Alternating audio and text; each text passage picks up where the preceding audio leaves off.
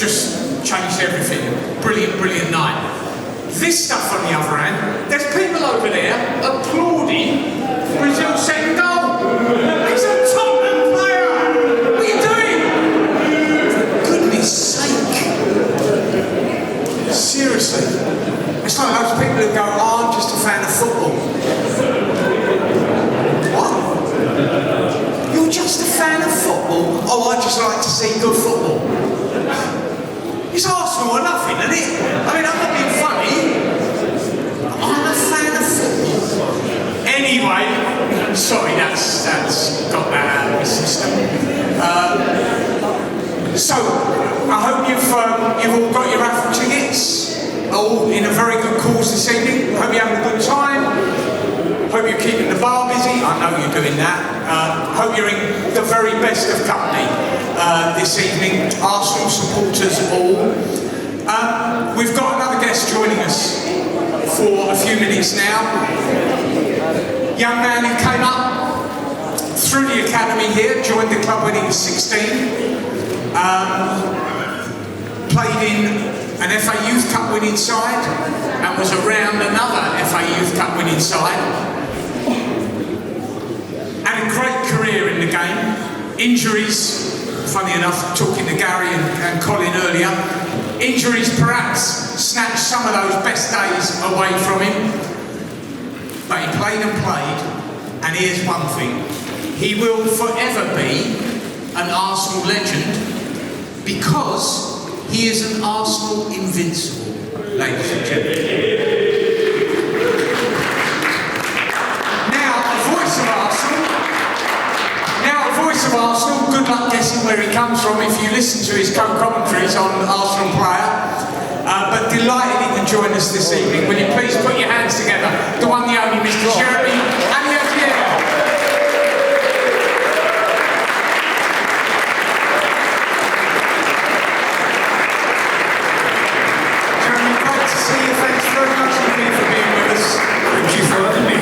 I mean, that is a thing.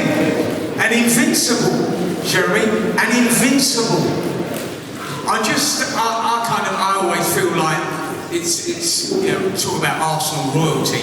That must have been, okay, you've got your 10 appearances, you've got your league winners medal.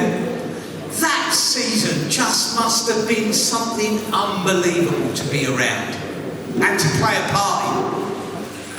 You know what, it might sound a bit sad, but at the time it wasn't great for me because I wanted to play every game. You know, I was just hungry to play, and at the end, a bit disappointed that I didn't play more than 10 games. But it's when you know, the year passed and then you retired that you realise what a team that was and what an achievement, and that probably never be done again. Yeah. So be part of that team was amazing, but I wish I enjoyed it more at the time. Yeah. No, I absolutely get that. You came, I think I'm right in saying, you arrived at Arsenal from Clairefontaine Academy, yes. Age 16. How does that happen, Jérémie? I mean, you know, Clairefontaine how do you get dragged over the channel? Who does that? Is it Arsene? Is it what happens? How does that happen? No, it was Arsene, yeah. At the time, I was the first one leaving France so young and moving abroad.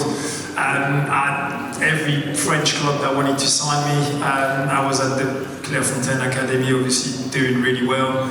I got selected in the under 16 national team, and we had a tournament in Scotland. Okay. With England, Wales, Scotland, and France, and just went up there, just played my game, done really well, finished top scorer, best player of the tournament, and Arsene Wenger was there watching the tournament, and a week later he just called my house phone, spoke to my dad, and brilliant, and that was that. It's just as soon as I heard that was Arsene Wenger on the phone, I said to my dad, this is where I want to go. Is that right? Was it that quick? I mean, was it not even a conversation really? There was not even a conversation on anything else. It was just Arsenal, Arsene Wenger, Arsenal, this is where I want to go. And obviously after, it took 6 months because I was still at Clairefontaine to negotiate contracts and me coming over was not an easy thing for my parents to let me go so young, so I had to make sure that I was well looked after, and then it just happened, and I was, just couldn't wait. Just chucked in. I mean, it isn't, because I think this will be remembered because of Brexit more than anything. There was this kind of 20-25 year period where academies here could go off and go and grab Jérémie Aliadière out of Clairefontaine. Couldn't do it now. Couldn't do it. Now, Arsene would be going to like FA Youth Cup games in the middle of Papa John Trophy games. I was at a game the other night here. First thing Jack Wilshere does, he shows me film, because he knows I go and watch a bit of League One. He's showing me film of the youngest ever player to play for Cheltenham Town, 15 and a half, play the first team game in the Papa John Trophy. I'm going, the world has changed. You know what I mean? One day we're looking for Jérémie, we're looking for Cesc Fabregas, we're looking for Gabriel Martinelli. Now we're going, it was a special opportunity that probably would never be repeated.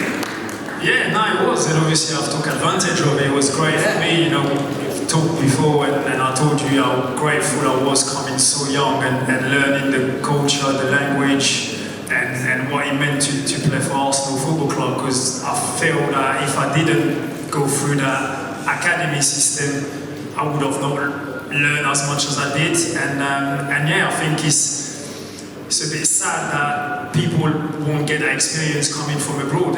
Yeah. I mean, what was it like? You kind of turn up, different country, different club. Okay, you know about Arsene, but you don't know Arsene.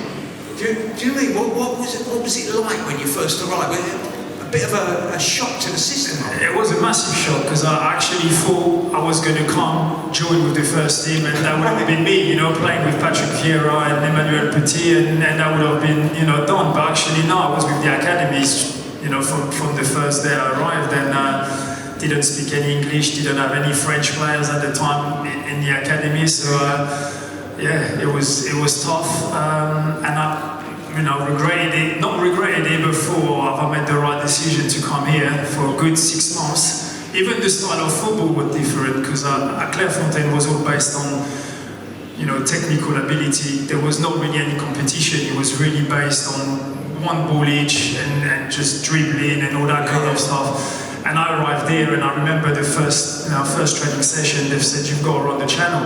You've got to make that run. You've got to run behind the defenders because you're fast. That's what you're here to do. I couldn't really get my head around it. I wanted to come short, get the ball, and just enjoy, getting involved in the play. Yeah. And I've realised that actually I was good at, spinning and making run behind, and that's why I could create chances and score a lot of goals. Well, and it wasn't Arsene quietly mentioning to you in French that you maybe would do that. It was kind of being Brady in a completely incomprehensible Irish accent. It was, yeah. Don Howe at the time as well. It was my first coach. Don never said anything. He only shouted. Don only shouted. The top man. God rest his soul.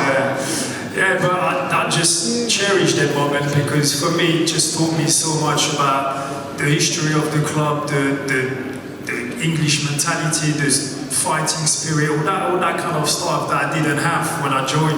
Yeah. And yeah, it made me the player I became after when I got my chance. Well, and presumably when you did step up and join the first team, you had that idea of what this football club was about. You'd already had a year or two of that to take that on board, and to understand English football. Yeah, no, exactly, because I think it was not just about the language and the English day-to-day life. It was about the style of football, that English, style of the way they play, the fighting on the pitch, the tackling, all that kind of stuff that we didn't really have in France. It was most, like I said, based on the technical side. So yeah, I just think when I joined the first team after having that experience in the academy, just helped me a lot. Moving with Martin Keown, Tony Adams, and them guys, you needed to be ready to get a few tackles for you. Yeah. And what do? You give them a dig back, or you just say, "Well, you can't. How can you dig Martin Keown? You can't break your leg." Try. Just go try. The trouble is, he was quick. Yeah, well, the trouble is, though, he was quick. If you did give him a dig, he'd come after you, wouldn't he? Yeah, I was faster than him, though. I managed to get away from him. Good. I mean, and presumably you'd kind of learn what Arsenal, never mind English football, or what Arsenal football, like you'd learn that you would never cheer a Tottenham player playing international football. You'd never applaud a Tottenham player. I can't believe I heard some people. It's unbelievable. I know, just standards have dropped. But look, it was, I'm guessing, there were kind of real highs. I mean, I would like to ask you were part of an amazing group of young players. You know, you're involved in 2 FA Youth Cup winning sides in the early 2000s. There were some players in those teams, weren't there? Yeah, probably the most known one was Jérémie Aliadière, which actually called as well was obviously the one that made a really good career. Yeah, no, I think, you know, we had a couple of years of unbelievable team. Every game we just used to, you know, batter everybody. Anywhere we went, FA Youth Cup or even League Cup or the Premier League under 18, 19, we just used to beat everybody and just win every trophy. Yeah, but that's, to go back to what you were saying, they used to pick the best youngsters from everywhere, in different countries as well, and put them all together and just create that, you know, that kind of foreign technical ability with the English, you know, way of playing, and it just worked. Yeah, absolutely. I'm just thinking over the course of your career at Arsenal, I mean, it'll be different now. Thinking back on it now, because obviously there were real highs. There must have been times you thought, this is me now. And then injuries or whatever it was, you'd have real lows as well. There must have been real frustration at the same time. Yeah, of course. You know, as you said, listening to Gary and Colin helped me so much through my injury time. You know, I had a cruciate ligament. Did you have that? I did, and when I heard them talking, I just felt exactly what they were saying, because I've been through it myself, and I know how long it takes and how frustrating it is, but it's just, you know, it's just a process. You go get through it. You can't think negative. You've just got to always take day by day, and then gradually you get at the end of it, and then you become, you know, the new player. Because as much as some say you come back stronger, I'm not so sure I did come back stronger. I didn't come back faster, that's for sure. I was a bit slower. So yeah, no, it's part of a career, and there's nothing you can do about it, I guess. You just move forward and deal with it. Absolutely. And look, Jeremy, I've got to ask you about the World Cup that's going on at the moment, not least because you're watching a lot of players here playing football in Qatar for the first time. You had a couple of years out there, didn't you, towards the end of your career. What was that experience like? Well, all I can say is they're lucky not to play in the summer, that's for sure. Because I arrived there in the summer, and I've played my first league game end of August, and I lasted 5 minutes. The first 5 minutes after that, I couldn't run. It was just too hot, the humidity was just unbearable. So when I found out that the World Cup was in Qatar, and first of all was supposed to be in the summer, I said it's impossible. They won't be able to play the players, because it's just too hot. And obviously made the decision to change it to this time of year, which feels a bit weird. You know, we normally all get, you know, ready, and you have friendly games before the teams get together, and you all get excited about it. And this time it's kind of last week we were watching Arsenal, you know, and then there's the World Cup, so it feels a bit surreal, but yeah, I guess. I mean, from a practical point of view, it had to be now, and it's interesting actually, the temperatures out there at the moment.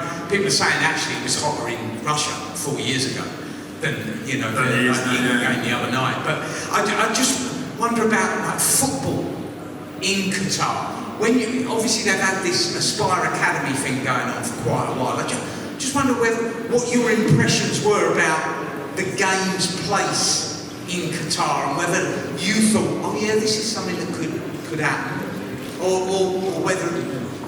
I think they want to happen, but I just think they're just too blindfolded. They just don't want to learn really from people that come to their country, that they pay to come. They just don't really want to open up. Yeah, I've had some experience when I was there, you know, that I can share with, you know, in the other team that not my team, but another team, you had Raúl, you know, which obviously everybody know what a player he was, Madrid legend, and he was playing for that club, AST, and he obviously wanted to give his experience and everything he's got to the president there and try to make it better for everybody, for the country.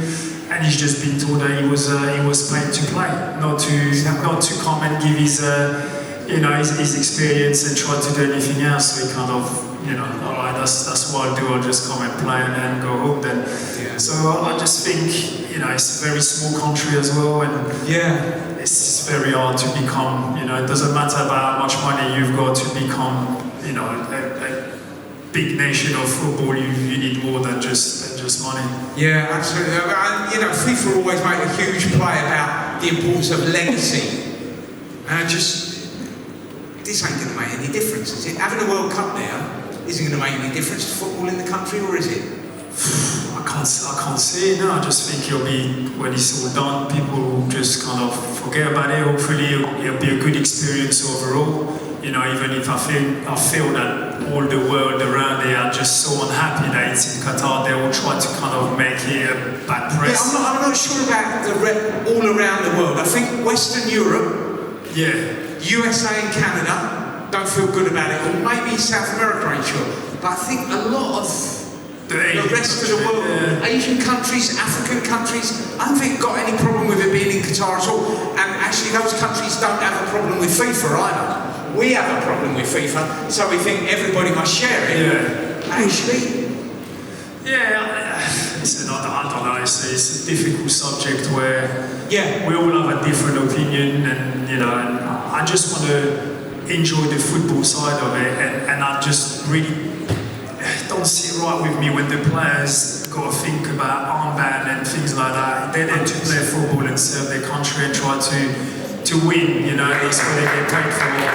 And that's all I want to talk about really. It's about the football side. Absolutely. The politics should not be really involving the players, I think. Well, let's talk about the football side. I'm not great on that, following the draws and all that. But when England play France at some point, Jeremy, what happens in your house when England play France? You see, you would have had to get out, wouldn't you? If Algeria had qualified, you could have gone, that's fine. That's fine, I'm with Algeria. But when France play England, what happens then? Well, what happens is, I'm in one room, my wife's in another room, and my son's in the middle. Whoever wins, he just come and cheer. So it's a bit of so that's what happened in our house. Yeah, you've just avoided the question completely. Okay, let me ask you this. We've seen England, we've seen France. If those two teams were playing tomorrow night, which team wins? I think France will. Do you? Okay. I think so. Okay. Sorry to this. No, because we're just talking about the football. We're not talking about what goes on in your house now.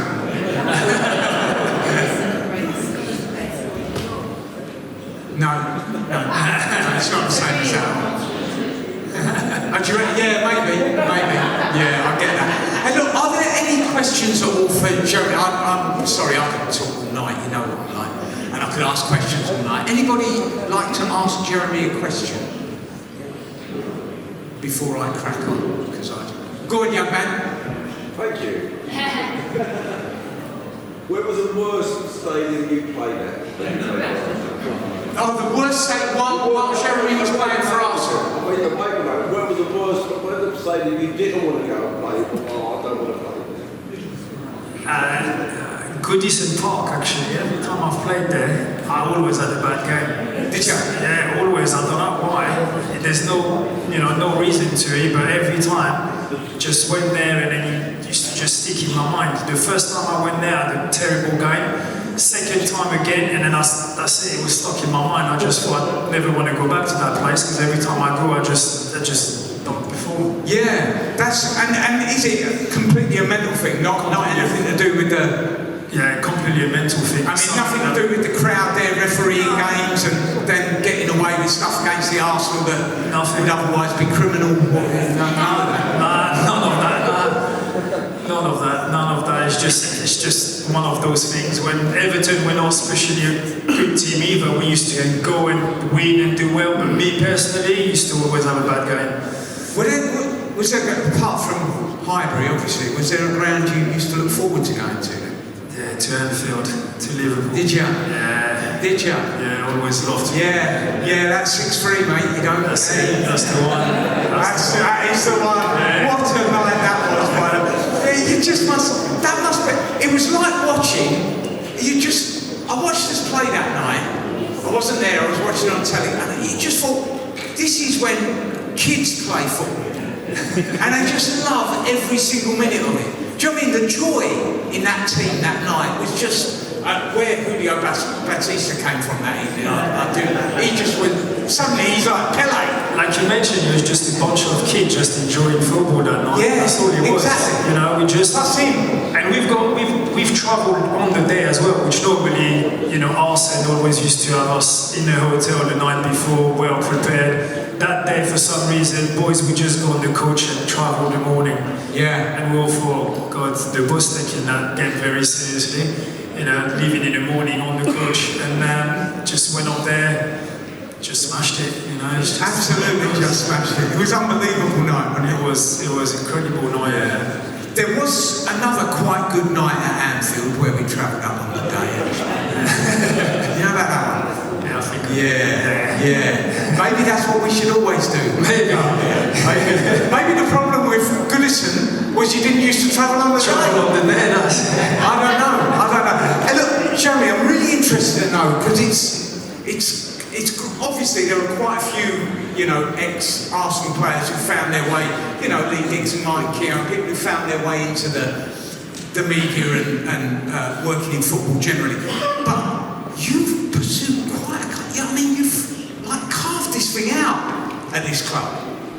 Well, so how did that? Was that something that you kind of pushed for, or people just came and said, "Oh, Jeremy, what are you doing Saturday? Come and watch the game and talk about it"? Well, no, that's exactly what happened because of that Legends game when we, I got approached to go and play that game at Madrid, and obviously was, delighted to go. Yeah, I think I can make it. Yeah, let me check the diary. To put an Arsenal shirt again, so I wouldn't say no, and met a lot of, reconnect with a lot of people at the club at that time, and they will ask me, what are you doing at the moment? And I said, well, to be honest, I haven't really retired yet. I'm still hoping that I get an offer and get a game somewhere again. So they said, well, in the meantime, if you're interested, come in and do a bit of work for the media department, we'll be more than happy having you. I said, I'd be definitely up for that. So that's how we started, and then you have just piled in, mate. You just went in. Yeah, that's it. Yeah. Enjoy it. Yeah, I do. Yeah. Listen, for me, I've always said, be part of the club again in any capacity is just a blessing. So I'd do anything for Arsenal Football Club. So anything they offered me, I would accept and do it with pleasure. Good. I'm very pleased with you.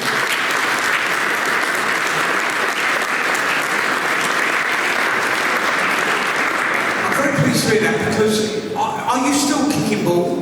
Yeah, I can. Okay, good. Have you got a game for me? Yeah, I have got a game. Yeah, I've got about a game a month from March through October for the Arsenal Ex-Pro and Celebrity Level, raising money for the Arsenal Foundation. Then I'll be there. Okay, you've heard that. Jeremy, I love you off to be playing in those games. Listen, you've got my number. Fantastic. I'll be there. All right, that's good. And I'm just 10% of nothing. You know what I mean? It's in the interest of getting you a game, and in a very good cause, obviously, Arsenal Ex-Pro Celebrity 11 raise money for the charities of the club teams we're playing against, but also for the Arsenal Foundation. As I say, you are. I almost said you were, but you're always an invincible, Jeremy. That never stops. You were in that dressing room, around that unbelievable group of players, thinking, I should be playing. But they were an unbelievable group of players. You're now commentating on this generation, and perhaps a generation that shares a bit with, you know, you talked about your love of that team, that youth team. You know, quite a few of those players either came into the Arsenal first team like Ashley Cole, or went on and had great careers in the game. People like Steve Sidwell, fantastic careers in the game. When you're watching and commentating on this group, people like Bukayo and Emil and Gabby, do you look at this and go, do you know, they've got a bit of something here? That we're not invincible. So there are a lot of senior players in that team. You know, players who are in their late 20s rather than early 20s. But do you see something in this group that makes you think these could be winners too? 100%. I think they've got such a balance in that team now. Mikel's done something unbelievable, very, very, very special. And yeah, you can't help to just see similarities to our team back in 2003, 2004, and just think you've got that mixture of, as you mentioned, the English academy player with the skills of some Brazilian players, you know, foreigners, and it's just, at the moment, they're all working so hard. They've got that lovely style of football, pressing high, everybody's working for each other, and you've got a few senior players that kind of help and run all that, and it's just amazing to watch. Every time I come here, I'm always excited and can't wait to get a win again, and like you mentioned earlier on, the top of the league. Let's 5 points clearance. Exactly. 5 points clearance. We're all in for happy Christmas. Look, before we wrap up, any more questions for Jérémie? Yes. What was it like when you obviously transitioned from Highbury to the Emirates? As a player, Highbury was your home, you were used to it, it was different. You then go to the Emirates, and also what was your, I think I know the answer to this, but what was, I just want to hear it because it was against Spurs, but what was your favourite memory at the Emirates? It was against Spurs. It was against Spurs for sure. Yeah, that's always the best memory, scoring against Spurs. So yeah, that's definitely the one. And it was a tough transition coming to the Emirates, I must say. And I remember Arsene Wenger telling us, you know, boys, we've got the next 10 years where financially don't expect us to spend a lot of money on. Did he tell you that right? He told us, yeah, he did. In the dressing room, he said, you know, we've moved into a bigger stadium. Financially, it's going to be tight, and don't expect to see a lot of money spent on the squad and on the team. So it was hard moving from the Emirates. I felt moving to the Emirates from Highbury. I felt Highbury was the heart of the club, and be so close to the fan. You always felt the fan playing with you. Yeah. You know, you had that 12 man when times were a bit tough. You always know you could count on them. When you moved there, it was a bit more spread out, and the atmosphere was not the same. It took us a while to adapt to the Emirates, and we used to come and train pretty much once a week here to make sure we try to get, you know, used to playing here, the pitch, the surrounding. Well, he changed all the pitches at Colney, were all changed to exactly the same dimensions, same grass, exactly.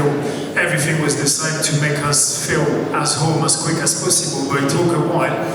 And yeah, you know, obviously I've only played one season at the Emirates, so for me, Highbury will be always in my heart and the best memories that I've got. But hopefully I can share winning memories with this team now and not absolutely. You know, once we moved to the Emirates, there was the odd night. You remember? I mean, I'm sure you were all here the night we beat Barcelona. Oh, yes. Atmosphere's perhaps one that people wouldn't jump on, but I'll never forget. There was a night we beat Everton, where Marouane Fellaini scored a goal that was about a mile offside, and the whole stadium just like righteous indignation. It was an incredible atmosphere, but it was now and again. But it's another thing that I just wonder if we're on to something good now, because it's like that every game here now. It is. I think the fans are obviously related to this group of players and the hard work that is getting put into it, and obviously Mikel Arteta's work and his stuff. You know, I feel when you realise that, when you appreciate the hard work much they care. You can only be there to support them and do your part, you know, and I feel that's what a lot of fans that maybe were a bit disappointed about last season, because we were all disappointed not to make the top 4, but maybe that documentary as well helped a bit. A lot of that, you know, you say that about the disappointment at the end of last season. That's exactly what I'm talking about, though. Was we came here for the Everton game. Basically, we knew we'd blown it, and you thought, is it going to be like? And actually, the atmosphere for the Everton game was fantastic. It was absolutely fantastic. Yeah. And you just think something's changed. Something's changed in the team, but you feel like something's changed with us as well. Yeah, I think we just reconnected with that group of players, that squad, the coach, you know, the team around him, the staff, and yeah, I guess it's just realizing that as fans, we've got a big part to play. Because that guys that are fighting for our club, if you start booing them, trust me, they're going to feel good about it. That's not going to help them, you know. And I think the more you help them, the more you cheer for them, and they're all going to make mistakes. At the end of the day, we're all human, and it will happen. It happened this season, but you see the reaction of the fan. When did it happen this season? Well, Saliba has scored an own goal, and you know, people could have been up. But no, come on, let's just, you know, be beyond them and making sure that you forget about that mistake and move on. And that's how we're moving forward and where we are at the moment. Absolutely. There was one more question, I think. Yeah, Jeremy, you've been here 20 odd years and you didn't speak any English before you came. So, in the last 20 years, what's the best English phrase you've learned on the pitch and off the pitch? What makes you laugh? Tottenham are shit, yeah.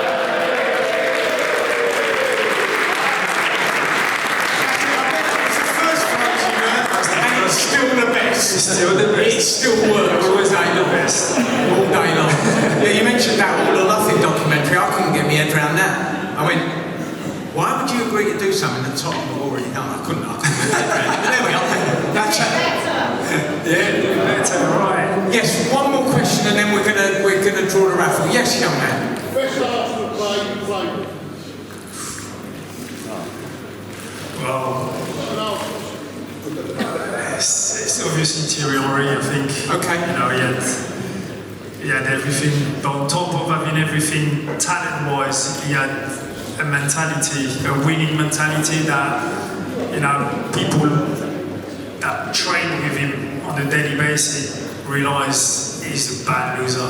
Even at training, he's a bad loser. He will be nasty if he loses any game, whatever game it is. And I think that's why he went to become the king and the best player, because on top of having the talent, physical and technical, he had that mental strength that nobody else had. Yeah, absolutely. I bet he must have gone absolutely mad watching Belgium play last night. To be involved with that, do you know what I mean? Yeah. We've got a team of talented players, not one of whom's got that mentality. No, they don't, but they've been like this for a few years now. We always say on paper they've got probably one of the best teams in the world, but they just can't win anything. Yeah. Well, obviously you won't without Navarro and with Vertonghen at the back, you're not going to win anything like that. Hey look, Jeremy, absolutely fantastic. It's great to see you. Thanks for agreeing to play in every Arsenal charity game. From now until the end of your contract, which we will negotiate at a later stage. Was that the point of me coming here today? Yeah, basically, yeah. No, it was the point of me coming here was to tap you up. Hey look, absolutely fantastic to hear from you, and it's fantastic to hear you talking about it, because you know, all of that you got hold of as a 16-year-old. You know, every time we listen to you talking about Arsenal, all of that's still there, like fresh. Do you know what I mean? It's brilliant. It's brilliant. So thanks very much indeed for being with us this evening.